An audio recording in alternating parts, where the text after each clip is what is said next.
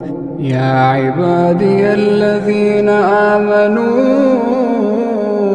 إن أرضي واسعة فإياي فاعبدون.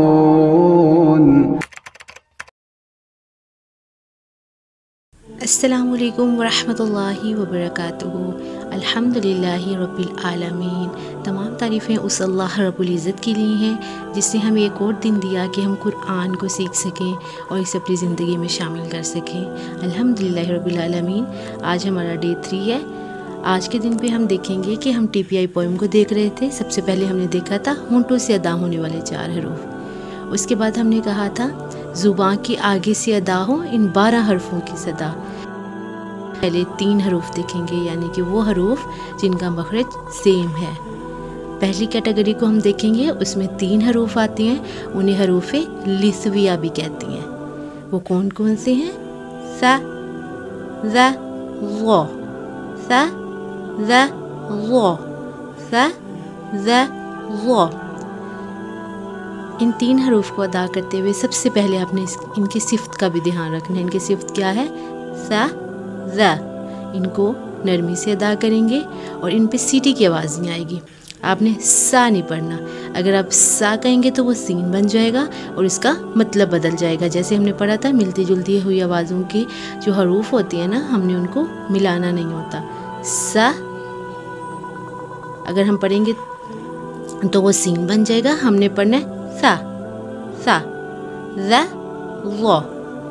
सा और ज़ा नरमी से अदा करेंगे और इनको बारीक अदा करेंगे। ज़ा, ये तोई ज़ोई वाला जो ज़ा है इसे हम पूरा अदा करेंगे। इसकी सिफ्त है कि हम इसे मोटा अदा करते हैं क्योंकि ये हरूफ मुस्तालिया में से है, यानी कि मोटे पढ़े जाने वाले हरूफ में से। तो आप पिक्चर को भी देख सकते हैं। तो यहाँ पे हम इसका मखरज देखेंगे कि ये हरूफ अदा कहाँ से होती हैं। ये हरूफ तब अदा होती हैं जब ज़बान की जो नोक है वो सामने वाले दांतों के सिरे से लगती है।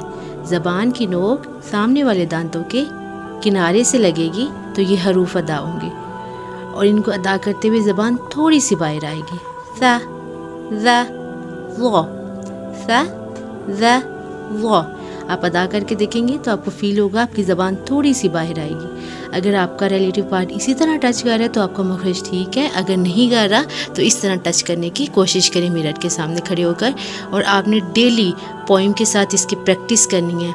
कल के दिन पे हमने देखा था होंठों से अदा होने वाले हरूफ। अब हमारा एक और मखरज साथ में ऐड हो गया है, हरूफ लिस्विया, यानी कि सा, ज़ा, ज़ा। इन दोनों की आपने खूब प्रैक्टिस करनी है पोइम के साथ और पूरी पोइम को डेली बेसिस पे आप लोगों ने अपने ग्रुप में सुनाना है इंशाल्लाह ताला। अब हम आगे इसकी कुछ एग्जांपल्स देखेंगे और फिर हम देखेंगे कि हमने उन एग्जांपल्स को कैसे अदा करना है। उन एग्जांपल्स को अदा करते हुए आपने एक बात का ध्यान रखना है कि आपने देखना है कि जो लफ्ज़ आया है उसका मखरज सही है या नहीं। सबसे पहले हम सा की एग्जाम्पल देखेंगे। इन अल्फाज को पहले आप तोड़ के पढ़ेंगे। सी याबू, सियाबु, सालिसु, सालिसु, अम सालिहा, अम सालिहा, सियाबु, सालिसु, अम सालिहा। और आपने यहाँ पे एक और बात का ध्यान रखना है, जैसे वर्ड है ना अम सालिहा, एक हरकत को हमने लंबा नहीं करना। एक हरकत ज़बर ज़ेर पेश, उनको हम लंबा नहीं करते। तो सा को अदा करते हुए सीटी की आवाज़ भी ना आए।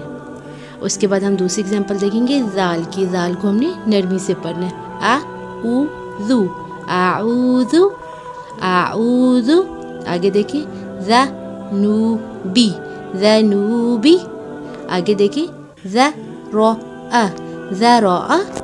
इसको भी आपने नरमी से अदा करना है। उसके बाद हम देखेंगे ज़ा की। ज़ा को हमने पूर्ण पढ़ना है।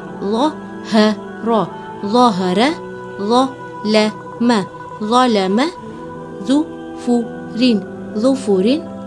अल्हम्दुलिल्लाह कसीरा। उम्मीद करती हूँ आपको समझ आ गई होगी। तो आपने मखारिज को अदा करते हुए ख़ास ध्यान रखना है इंशाअल्लाह ताला और इसकी बार बार प्रैक्टिस करनी है। जितनी आप प्रैक्टिस करेंगे उतनी आपके मखारिज पुख्ता हो जाएंगे इंशाअल्लाह ताला। ये हमारा डे 3 का लेक्चर था। उम्मीद करती हूँ आपको समझ आ गया होगा। जज़ाकुमुल्लाह खैरन कसीरा। अस्सलामु अलैकुम व रहमतुल्लाहि व बरकातुहू।